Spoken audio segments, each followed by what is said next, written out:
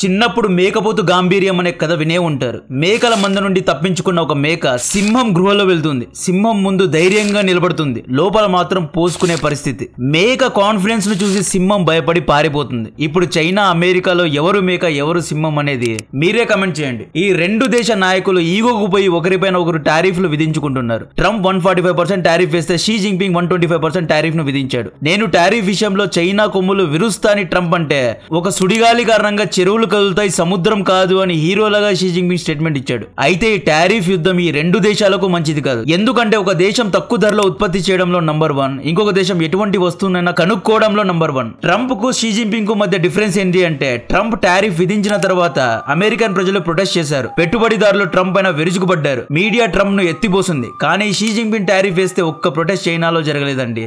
ఒక్క మీడియా చెయ్యి ఎత్తి చూపలేదు. బికాస్ షీ జింపింగ్ కు 4 ఏళ్లకు ఒకసారి ఎన్నికల్లో నిలబడే అవసరం లేదు. చైనాలో మీడియా ప్రజలను షీ జింపింగ్ కంట్రోల్ చేస్తున్నాడు కాబట్టి ఎవరు ప్రొటెస్ట్ చేయలేదు. సో షీ జింపింగ్ అనే వ్యక్తి సేఫ్ జోన్ లో నిలబడి యుద్ధం చేస్తున్నాడు, ట్రంప్ హాట్ జోన్ లో నిలబడి యుద్ధం చేస్తున్నాడు. ఇదే డిఫరెన్స్. చైనా మేకపోతు గాంభీర్యాన్ని ప్రదర్శిస్తోంది, బట్ లోపల చైనాలోని చాలా కంపెనీస్ షట్ డౌన్ అవుతున్నాయి. చైనాలో 1 కాదు 2 కాదు 8,000 అమెరికన్ కంపెనీస్ ఉన్నాయి. ఈ కంపెనీస్ చైనాను వదిలి వియత్నాం, మెక్సికో వంటి దేశాలకు పారిపోతున్నాయి. ఈగోకు పోయి నాయకులు టారిఫ్ ఆడుతున్నారు. కానీ లోపల మాత్రం ఈ ఇద్దరికి నిద్ర పట్టడం లేదు. చైనా అమెరికా తోడు దొంగలే. ఈ ఇద్దరు ఒకరిపైన ఒకరు ఎలా ఆధారపడ్డారు అనేది చెప్తా. ఈ ఇద్దరి గొడవ మధ్యలో గ్రద్దలాగా మాంసాన్ని ఎత్తుకుపోయే అవకాశం భారత్ కు ఉంది. అది ఎలాగో చెప్తా. చైనా ప్రపంచానికి ఎన్నో వస్తువులను ఎక్స్పోర్ట్ చేస్తూ ఉంటుంది. బట్ అమెరికాకు వస్తువులను అమ్మడానికి, ఆఫ్రికన్ దేశాలకు వస్తువులను అమ్మడానికి చాలా డిఫరెన్స్ ఉంది. అమెరికన్స్ దగ్గర పర్చేసింగ్ పవర్ ఉందండి. ఇది ఎవరికి అర్థం కావడం లేదు. అమెరికా చైనీస్ కు చాలా ముఖ్యమైనది. ఇక్కడ ఈ ఇద్దరి గొడవలో చికెన్ డిన్నర్ చేసే అవకాశం ఇండియాకు గట్టిగా ఉంది. రానున్న రోజుల్లో ఇండియాలో అమెరికన్ ఫ్యాక్టరీస్ గట్టిగా ఓపెన్ అవ్వనున్నాయి. మనకు నెక్స్ట్ చైనా అయ్యే అవకాశం ఉంది. మన దేశ ఎదుగుదలలో మనం కూడా లాభాన్ని ఆర్జించాలంటే లాంగ్ టర్మ్ ఇన్వెస్ట్మెంట్స్ పైన దృష్టి పెట్టాలి. Canara HSBC life NFO Nifty alpha 50 index fund ను లాంచ్ చేయడం జరిగింది. ప్రస్తుతం ఇది అవైలబుల్ లో ఉంది. దీని యొక్క లాస్ట్ డేట్ April 28, 2025. ఇంకా 8 రోజులు మాత్రమే మిగిలి ఉంది. లింక్ డిస్క్రిప్షన్ లో కమెంట్ బాక్స్ లో ఇస్తున్నాను. గత 5 నుండి 10 ఏళ్లలో ఈ ఇండెక్స్ అనేది 31.7 21.2% రిటర్న్స్ ను ఇచ్చింది. దీనికి అర్థం మీరు ఈ ఇండెక్స్ లో 2015 లో 10 లక్షలు ఇన్వెస్ట్ చేసి ఉంటే ఈ పాటికే 68 లక్షలు వచ్చి ఉండేది. ఇదే డబ్బును బ్యాంక్ FD లో ఇన్వెస్ట్ చేస్తే 5 నుండి 6% కంటే ఎక్కువ డబ్బు రాదు. దీని యొక్క NAV ప్రైస్ 10 రూపీస్. ఈ 2000 రూపీస్ నుండి ఇక్కడ ఇన్వెస్ట్ చేసే అవకాశం ఉంది. ఈ NFA లో మనం పెట్టుబడి పట్టిన కొంత భాగాన్ని సేఫ్ గా ఉంచుతూనే మిగతా భాగాన్ని 300 large cap, mid cap, small cap companies లోని టాప్ పర్ఫార్మింగ్ 50 కంపెనీస్ ను సెలెక్ట్ చేసి దాంట్లో ఇన్వెస్ట్ చేస్తారు అన్నమాట. మన NRI మిత్రులకు ఇది మంచి ఆపర్చునిటీ. ఇక్కడ 18,000 నెలలా ఇన్వెస్ట్ చేస్తే దాదాపు 2 కోట్ల వరకు రిటర్న్స్ ను పొందగలరు. దీని యొక్క లింక్ ను డిస్క్రిప్షన్ లో కమెంట్ బాక్స్ లో ఇస్తున్నా. దీని యొక్క లాస్ట్ డేట్ April 28, 2025. ఇంకా 8 రోజులు మాత్రమే ఉంది. లాస్ట్ మీట్ లో రష్ అవ్వకుండా వెంటనే అవైల్ చేసుకోండి. ఈ అమెరికా చైనా దేశాలు ప్రపంచాన్ని మోసం చేస్తున్నాయి. ఈ ఇద్దరూ తోడదొంగలే. చైనా ఆర్థికంగా ఈ స్థాయికి ఎదగడానికి కారణం అమెరికానే. చైనాలో దాదాపు 8,000 అమెరికన్ కంపెనీస్ ప్రస్తుతం ఉన్నాయి. ట్రంప్ టారిఫ్ కారణంగా చాలా చైనీస్ కంపెనీస్ చైనాను వదిలి వేరే దేశాలకు పారిపోతున్నాయి. చైనీస్ కంపెనీస్ లాస్ లో ఉన్నాయి. చైనా మీడియా మొత్తం షీ జింపింగే కంట్రోల్ చేస్తారు కాబట్టి ఈ వార్తలు బయటకు రావడం లేదు. కానీ బాగా రీసెర్చ్ చేస్తే ఈ వీడియోస్ అన్ని బయటకు వచ్చాయి. చైనీస్ కంపెనీస్ లోని ఉద్యోగులు ఎలా ఏడుస్తున్నారో చూడండి. And this is way more devastating for the Chinese economy than it is for the United States. And China is retaliating by boosting the reciprocal tariffs up to 8%. Last month, I took an order for a batch of copper parts. I've already bought all the materials. It cost tens of thousands. And everything has been cut, ground, washed, and engraved. It's not finished yet, but today the customer messaged me and said the delivery might be delayed. After customs clearance, the taxes have gone up too much. A TikToker who works as a bulk trade supplier shared in his video the huge pressure he's under after the sudden increase in US tariffs. 订单量5000多万美金，今年我们订单已经排到了26年的5月份。 Our orders are worth over $50 million. China యొక్క exports పైన దెబ్బ పడింది. Next China America పైన ఎలా ఆధారపడింది అని చెప్పాలి అంటే ఒక చిన్న బ్యాక్ స్టోరీ చెప్పాలి. ఇక్కడ మనోళ్ళలో చాలా మంది ఇండియా చైనాకు ఒకేసారి స్వాతంత్రం వచ్చింది కదా, చైనా GDP $20 ట్రిలియన్, మనం $4 ట్రిలియన్ లోనే ఉన్నాం. చైనా ఎక్కడికో వెళ్ళిపోయింది, ఎలా వెళ్ళిపోయింది అని అడుగుతూ ఉంటారు. దీనికి షార్ట్ ఆన్సర్ అమెరికా కారణంగానే చైనా ఈ స్థాయికి ఎదిగింది. మనపైన అమెరికా ఆశీర్వాదం ముందు నుండి లేదు. 1972 కంటే ముందు చైనాలో సోషలిస్టిక్ ఎకానమీ ఉండేది. ఇండియాలో కూడా సోషలిజమే ఉండేది. సోషలిజం అంటే చైనా ఇండియాలో విదేశీ కంపెనీలు ఫ్యాక్టరీలు పెట్టాలి అంటే చైనీస్ భారతదేశ ప్రభుత్వాలకు 90% ట్యాక్స్ కట్టాలి. కేవలం 10% లాభాన్ని మాత్రమే కంపెనీ యజమానులు తీసుకువెళ్ళాలి. ఇండియాలో కూడా ఇదే సిస్టమ్ ఉండేది. 1972లో అమెరికన్ అధ్యక్షుడు రిచర్డ్ నిక్సన్ అప్పటి చైనీస్ ప్రెసిడెంట్ డెంగ్ జియాపింగ్తో కలిసి ఒక ఒప్పందాన్ని చేసుకున్నాడు. ఆ ఒప్పందం ఏంటి అంటే చైనాలో స్కిల్ లేబర్స్ ఉన్నారు, అమెరికా దగ్గర తెలివి ఉంది. తెలివి అమెరికాది, కష్టం చైనాది. ఈ కాంబినేషన్ను ఎవ్వడూ ఆపలేడు. మనిద్దరం కలుద్దామని అడిగాడు. అమెరికన్ కంపెనీస్ చైనాలో ఫ్యాక్టరీస్ పెడతాయి. చైనా ప్రజలు అమెరికన్ ప్రొడక్ట్స్ను తయారు చేస్తారు. ఈ ప్రొడక్ట్స్ను మనం ప్రపంచానికి అమ్ముదాం, ప్రపంచానికి ఎక్స్పోర్ట్ చేద్దామన్నాడు. వచ్చిన లాభంలో 80% అమెరికాకు, 20% మాత్రమే చైనాకు అని ఒప్పందం చేసుకున్నాడు. ఈ ఐడియా అప్పట్లో చైనీస్ ప్రెసిడెంట్ డెంగ్ జియాపింగ్కు బాగా నచ్చింది. 1972లో డెంగ్ జియాపింగ్ అమెరికన్ కంపెనీస్ను ఆహ్వానించాడు. స్పెషల్ ఎకనామిక్ జోన్స్ను పెట్టాడు. అమెరికన్ కంపెనీస్ చైనాలో ఫ్యాక్టరీస్ పెడితే ఫ్రీగా ల్యాండ్స్ ఇచ్చాడు, ఫ్రీగా పవర్ ఇచ్చాడు, ఫ్రీగా ఎలక్ట్రిసిటీ ఇచ్చాడు. 1979లో అమెరికన్ కంపెనీ అయిన కోకోకోలా మొట్టమొదటిసారిగా చైనాలో ఫ్యాక్టరీ పెట్టింది. కోకోకోలా మెయిన్ హెడ్ ఆఫీస్ అమెరికాలోనే ఉంది, కానీ కోకోకోలా బాటిల్స్ చైనాలో తయారవుతాయి. చైనాలో ఉన్న చీప్ లేబర్ను రోజుకు 14 గంటలు పని చేయించారు. చైనీస్ ప్రజలను రుద్ది పిండి పని చేయించుకున్నారు. బోయింగ్ చైనాకు వెళ్ళి ఏరోప్లేన్ పార్ట్స్ను తయారు చేసే ఫ్యాక్టరీ 1979లో పెట్టింది. 1987లో మోటరోలా కంపెనీ చైనాలో ఫ్యాక్టరీ పెట్టింది. మన ఇండియాలో 1991 వరకు అదే పరిస్థితి. అదే పాత సోషలిస్టిక్ సిస్టమ్ను మనం ఫాలో అయ్యాం. 1991 తర్వాత మనం ఆర్థిక సంస్కరణలను తీసుకొచ్చాం. 1991 కంటే ముందు మనం అమెరికన్ కంపెనీస్ను ఇండియాలో చైనా లాగా ఆహ్వానించలేదు. మనం 1972లోనే ఆర్థిక సంస్కరణలను తీసుకొచ్చి ఉంటే కోకోకోలా, మోటరోలా, ఐఫోన్, ఐబిఎం వంటి కంపెనీస్ ఇండియాలో వచ్చి ఉండేవి. అందుకే చెబుతున్నా సరైన రాజకీయ నీతి చాలా అవసరమని. కమ్యూనిజంను సపోర్ట్ చేసేవారు ఎప్పుడు చూసినా మార్క్స్, లెనిన్, మావ్ చాలా గ్రేట్ అని అంటూ ఉంటారు. కానీ కమ్యూనిస్ట్ నాయకుల్లో లెజెండ్ లాంటి వ్యక్తి డెంగ్ జియాపింగ్. ఈ వ్యక్తి కారణంగానే చైనా ఈ స్థాయిలో ఉంది. ఇండియా కంటే 20 ఏళ్ల ముందే ఈయన విజన్ కారణంగా చైనా ఇలా ఉంది. కమ్యూనిజంను సపోర్ట్ చేసేవారు చరిత్రను సరిగ్గా తెలుసుకోవాలి. డెంగ్ జియాపింగ్ గారిని గుర్తుంచుకోవాలి. ఇతని తెలివి కారణంగానే ఇప్పుడు చైనా సూపర్ పవర్ రేస్లో ఉంది. మనం చాలా లేట్గా అంటే 1991లో డెంగ్ జియాపింగ్ స్ట్రాటజీను ఫాలో అయ్యి ఆర్థిక సంస్కరణలను చాలా లేటుగా తీసుకొచ్చాం. అమెరికన్ ఫ్యాక్టరీస్ను ఇండియాలో ఆహ్వానించాం. సో ఇండియా చైనా కంటే 20 ఏళ్ళు వెనక ఉండడానికి ముఖ్యమైన కారణమే ఇది. 1990 తర్వాత చైనాలో నైకీ, జిఎం, మెక్డీ, వాట్నాట్ దాదాపు 8,000 అమెరికన్ కంపెనీస్ చైనాలో ఫ్యాక్టరీస్ను ఓపెన్ చేశాయి. ప్రస్తుతం టెస్లా కార్స్ యొక్క 90% పార్ట్స్, 100% బ్యాటరీస్ చైనాలోనే ఉత్పత్తి అవుతాయి. Boeing, general Motors, Nike, Qualcomm, you name it, China have it. అన్ని అమెరికన్ పెద్ద కంపెనీస్ అన్నీ చైనాలో ఉన్నాయండి. అమెరికాలో కేవలం వీళ్ళ హెడ్ ఆఫీస్ మాత్రమే పాష్గా ఉంటుంది. వీళ్ళ ప్రోడక్ట్స్ అన్నీ చైనాలోనే ఉత్పత్తి అవుతాయి. ఉదాహరణకు నైకీ ఉంది. నైకీ యొక్క షూ డిజైన్ను మాత్రమే ఒక సాఫ్ట్వేర్ కంపెనీలో కూర్చొని, ఒక ఏసీ రూమ్లో కూర్చొని అమెరికన్ సాఫ్ట్వేర్ ఇంజనీర్స్ లేదా అమెరికన్ డిజైనర్స్ నైకీ షూ యొక్క డిజైన్ను తయారు చేసి ఆ డ్రాయింగ్ను చైనాకు పంపుతారు.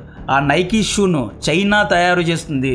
నైకీ షూకు కావాల్సిన రబ్బర్, లేసెస్, ఫైబర్ వీటన్నిటినీ చైనా, ఈ రా మెటీరియల్స్ అన్నిటినీ చైనా తీసుకొచ్చి నైకీ షూను తయారు చేసి ఆ నైకీ షూను ఇండియా, ఆఫ్రికా ఇలా వేరు దేశాలకు అమ్ముతుంది అన్నమాట. షీ జిన్పింగ్ ఏం చేశాడు? ఇతని విజన్ ఏంటి అంటే 2013లో షీ జిన్పింగ్ చైనాలో కనెక్టివిటీను ఇంప్రూవ్ చేశాడు. చైనా నుండి Europe, Africa, Gulf, north America ఇలా ఏ దేశానికైనా ఈజీగా వస్తువులను ఎక్స్పోర్ట్ చేయాలని రోడ్, రైల్, సముద్ర మార్గాలను, ఓడరేవులను షీ జిన్పింగ్ కన్స్ట్రక్ట్ చేశాడు అనమాట. ఈ కనెక్టివిటీ ప్రాజెక్ట్ నే బెల్ట్ అండ్ రోడ్ ఇనిషియేటివ్ అంటారు. సో 2013 యా 2015లో చైనా ఉత్పత్తి చేయగలదు, ఎక్స్పోర్ట్ కూడా చేయగలదు. దీంతో అమెరికన్ వ్యాపారస్తులు చైనాకు ఒక్కటే చెప్పారు, బాబు నువ్వు డ్రాయింగ్ తీసుకో, నా వస్తువును నువ్వే తయారు చేయి, ఈ వస్తువుకు కావాల్సిన అన్ని రా మెటీరియల్స్ను నువ్వే సమకూర్చుకో, షిప్పింగ్ కూడా నువ్వే చేసి ఎక్స్పోర్ట్ కూడా నువ్వే చేసి పెట్టు, వచ్చే లాభంలో కేవలం 20% మాత్రమే మాకు ఇవ్వు, నాకు 20% కట్ చాలు, నేను హ్యాపీగా అమెరికాలో, యూరోప్లో ఎంజాయ్ చేస్తూ ఉంటాను, 80% లాభం నువ్వే పెట్టుకో అని అంది. కట్ చేస్తే చైనా 80% లాభంతో కొట్టుకుపోతోంది. ఇప్పుడు చైనాను ఎవ్వరూ ఆపలేరు. ఇప్పుడు టెస్లా కంపెనీ ఉంది. ఈ కంపెనీ యొక్క ఫ్యాక్టరీ షాంఘైలో ఉంది. ఈ ఫ్యాక్టరీలో టెస్లా కార్స్ ఉత్పత్తి అవుతూ ఉంటాయి. ఈ కార్స్ వేరే దేశాలకు ఎక్స్పోర్ట్ అవుతూ ఉంటాయి. ఈ అమ్మిన కార్స్లో 20% లాభం మాత్రమే ఇలాన్ మస్క్ తీసుకుంటాడు. మిగతా 80% లాభాన్ని చైనా తీసుకుంటుంది. ఎందుకు అంటే చైనా A to Z చేస్తోందండి. చైనా రా మెటీరియల్స్ ను తీసుకొస్తోంది, బ్యాటరీను తయారు చేస్తోంది. ఎలక్ట్రిక్ బ్యాటరీస్ కు కావాల్సిన రేర్ ఎర్త్ మినరల్స్ అంటే అరుదైన ఖనిజాలు లైక్ నిక్కిల్, కొబాల్ట్ వంటి మినరల్స్ ను చైనా ఆఫ్రికాకు వెళ్లి మైనింగ్ చేసి ప్రాసెసింగ్ చేసి తక్కువ ధరలో తీసుకొచ్చి ఎలక్ట్రిక్ బ్యాటరీస్ ను తయారు చేసి టెస్లా కార్లో పెడుతోంది. ఈ రేర్ ఎర్త్ మినరల్స్ ను ఇలాన్ మస్క్ ప్రాసెస్ చేయగలడా? అంత సీన్ ఉందా? మేక్ అమెరికా గ్రేట్ అగైన్ అని ఎర్ర టోపీలు పెట్టుకున్న బ్యాచ్ మైనింగ్ ఫ్యాక్టరీస్ లో పని చేయగలరా? అంత ఈజీనా? కాదు. టెస్లా కార్ పార్ట్స్ కు కావాల్సిన అల్యూమినియం, స్టీల్ చైనా సప్లై చేస్తోంది. అందుకనే చైనా 80% లాభాన్ని తీసుకుంటోంది. ఇది ట్రంప్ కు నచ్చడం లేదు కాబట్టే ట్రంప్ ఏమంటున్నాడు, అమెరికాలోనే ఫ్యాక్టరీస్ను ఓపెన్ చేయండి, మనం ఎందుకు 80% లాభాన్ని చైనాకు ఇవ్వాలి, ఆ 80% మనమే పెట్టుకుందాం, దీంతో మన జీడిపి ఎక్కడికో వెళ్ళిపోతుంది కదా అని ట్రంప్ అంటున్నాడు. కానీ అమెరికా యొక్క పెద్ద పెద్ద కంపెనీస్ యొక్క ఓనర్స్ ఏమంటున్నారు అంటే, మనం ఈ ఫ్యాక్టరీస్ను అమెరికాలో నిర్మించలేము, ఎందుకంటే అమెరికాలో రిసోర్సెస్ లేవు, రా మెటీరియల్స్ లేవు, చీప్ లేబర్స్ లేవు. ఈవెన్ మనం థర్డ్ వరల్డ్ కంట్రీస్ నుండి వర్కర్స్ ను, లేబర్స్ ను హైర్ చేసుకున్న రెంట్స్ యొక్క రేట్స్, ఫుడ్ యొక్క rates, travelling rates, oil rates, cost of living అన్ని ఎక్కువగా ఉన్నాయి కాబట్టి లేబర్స్ కు ఎక్కువ శాలరీ ఇవ్వాలి, మనం చైనా లాగా ఉత్పత్తి చేయలేము అని క్లియర్ గా అమెరికన్ వ్యాపారస్తులు ట్రంప్ ముఖం మీదే చెప్పారండి. ఇప్పుడు గొడవ ఇదే. అమెరికాలో కూర్చున్న ఇలాన్ మస్క్ కేవలం టెస్లా కార్ను డిజైన్ మాత్రమే చేస్తున్నాడు, మొత్తం తయారు చేసేది చైనానే. టెస్లా కంపెనీ చైనా జీడిపిలో $24 బిలియన్ కాంట్రిబ్యూట్ చేస్తోంది. సో ప్రస్తుతం చైనా దగ్గర $17 ట్రిలియన్ జీడిపి ఉన్నా కూడా ఇందులో దాదాపు $5 ట్రిలియన్ ఒక్క అమెరికన్ కంపెనీస్ ద్వారా వస్తున్నాయి. రానున్న రోజుల్లో చైనా ఎక్కడికో వెళ్ళిపోతుంది అని చెప్పి ఎంతో మంది అమెరికన్ ఇన్వెస్టర్స్, అమెరికన్ పెట్టుబడిదారులు, ఉదాహరణకు బ్లాక్ రాక్ వంటి వారు చైనీస్ కంపెనీస్ యొక్క స్టాక్స్ ను కొనిపెట్టుకున్నారు. సో ఈ ఇద్దరు తోడు దొంగలే. సో చైనా అమెరికాను డిస్ చేయడానికి లేదు. ఇక్కడ చైనా చేసిన తెలివైన పని ఏంటి అంటే, అమెరికన్ వస్తువులను రివర్స్ ఇంజనీరింగ్ చేసి ఫస్ట్ కాపీను తయారు చేసుకుని పెట్టుకోవడం. అమెరికన్ వస్తువుల యొక్క ఇంటెలెక్చువల్ ప్రాపర్టీస్ ను దొంగలించడం, రివర్స్ ఇంజనీరింగ్ చేయడంలో చైనా దిట్ట. ఉదాహరణకు ఇండియాలో నా దగ్గర ఒక కార్ ఫ్యాక్టరీ ఉంది. అమెరికాలో టెస్లా అనే కంపెనీ నాకు కార్ డ్రాయింగ్స్ ఇచ్చి టెస్లా కార్స్ను ఉత్పత్తి చేయమని కాంట్రాక్ట్ ఇచ్చింది. నేను టెస్లా కార్ను తయారు చేశాను. నేను డ్రాయింగ్స్ చూసి టెస్లా కార్ను తయారు చేశాను. అయితే నేను తెలివిగా కార్ డ్రాయింగ్స్ ను కాపీ కొట్టి టెస్లా కార్నే చిన్న చిన్నగా మోడిఫికేషన్ చేసి HD కార్ అనే ఒక కార్ను కనిపెట్టి వేరే దేశాలకు అమ్ముతున్నా, కోట్లలో లాభాన్ని సంపాదిస్తున్నా. ఇప్పుడు నేను తయారు చేసుకున్న HD కారుకు టెస్లా కారుకు డిఫరెన్స్ ఏమీ లేదు, రెండు సేమే, చిన్న చిన్నగా మోడిఫికేషన్ చేశాను అంతే. చైనా కూడా సరిగ్గా ఇలానే చేసింది. టెస్లాను కాపీ కొట్టి చైనా BYD కార్స్ ను తయారు చేసింది. నైకును కాపీ కొట్టి చైనా లీలింగ్ ను తయారు చేసింది. బోయింగ్ను కాపీ కొట్టి చైనా అవిడ్ అనే కంపెనీను తయారు చేసింది. చాట్ జీపీటీను కాపీ కొట్టి చైనా డీప్ సీక్ను తయారు చేసింది. ఇలా అమెరికన్ ఫస్ట్ కాపీ ప్రోడక్ట్స్ను చైనా తయారు చేసుకొని కూర్చుంది. అయితే లాంగ్ టర్మ్లో సర్వైవ్ అవ్వగలిగేది టెక్నిక్ ఉన్న ఆటగాడే. కాపీ కొట్టే ఆటగాడు స్ట్రాంగ్గా కనిపిస్తాడు కానీ పిచ్ మారితే తేలిపోతాడు. చైనా వస్తువులు నడిస్తే ఆకాశం వరకు, ఆగితే రాత్రి వరకే. చైనా వస్తువుల క్వాలిటీ డెడ్ చీప్గా ఉంటుంది. అమెరికన్ డిజైన్స్ను కాపీ కొట్టి చైనా ప్రపంచాన్ని ఉద్ధరించలేదు. అమెరికా అంటే డిజైన్, ఇన్నోవేషన్, టెక్నాలజీ, తెలివి. అమెరికా అనేది ప్రపంచానికి ఆర్కిటెక్ట్ లాంటిది. చైనా అంటే manufacturing, cheap labour, cheap resources. China ప్రపంచానికి మేస్త్రి లాంటిది. ఆర్కిటెక్ట్కు మేస్త్రికి చాలా డిఫరెన్స్ ఉంది. ఇక్కడ నేను మేస్త్రిను తక్కువ చేసి మాట్లాడడం లేదు. కొన్నిసార్లు ఆర్కిటెక్ట్ అంటే మేస్త్రినే చాలా ముఖ్యం. బట్ చైనా, అమెరికా ఈ రెండు దేశాలు ప్రపంచానికి చాలా అవసరం. చైనా అమెరికాకు కేవలం 15% మాత్రమే వస్తువులను ఎక్స్పోర్ట్ చేస్తోంది, కానీ చైనాలో 8,000 అమెరికన్ కంపెనీస్ ఉన్నాయి. ఈ విషయాన్ని ఎవరూ చెప్పడం లేదు. ఈ కంపెనీస్ చైనాను వదిలేసి వియత్నాం, ఇండియాకు వెళ్ళిపోతే చైనా తన ముఖాన్ని ఎక్కడ పెట్టుకుంటుంది? చైనా తేలిపోవడం ఖాయం. ఇప్పుడు మీరే చూసుకోండి, టారిఫ్ యుద్ధం జరుగుతూ ఉంటే, అన్ని చోట్ల ప్రొటెస్టులు జరుగుతూ ఉంటే చైనాలో శాంతిగా ఉంది. బికాస్ చైనాలో ఒకటే పార్టీ, అది కమ్యూనిస్ట్ పార్టీ. చైనాలో ఒకవేళ ప్రొటెస్టులు జరిగినా అది బయటకు రాదు. అయితే మనం చైనాను పక్కకు వెళ్ళి ఆడుకో బాబు అనడానికి లేదు. చైనా మ్యానుఫ్యాక్చరింగ్ లో ఎక్కడికో వెళ్ళిపోయింది. ముఖ్యంగా చైనా ఎలక్ట్రిక్ బ్యాటరీస్ కు కావాల్సిన రా మెటీరియల్స్ ను స్టోర్ చేసుకుని పెట్టుకుంది. ప్రపంచాన్ని శాసించే ఇలాన్ మస్క్ వంటి వ్యక్తి చైనా ముందు పిల్లిలాగా బిహేవ్ చేస్తాడు. చైనా పవర్ అనేది కనిపించదు కానీ నెక్స్ట్ లెవెల్లో ఉంటుంది. చైనా ఏమంటోంది, మేము అమెరికాకు వస్తువులను అమ్మము, సౌత్ ఈస్ట్ దేశాలకు అమ్ముతాము, యూరోప్కు అమ్ముతాము, లాస్, కంబోడియా ఇలా ఆసియాన్ దేశాలను టార్గెట్ చేస్తాము అని చైనా అంటోంది. బాగానే ఉంది. బట్ చైనాకు అడిగే ఒకే ఒక క్వశ్చన్, ఈ ఆసియాన్ దేశాల్లో పర్చేసింగ్ పవర్ ఉందా?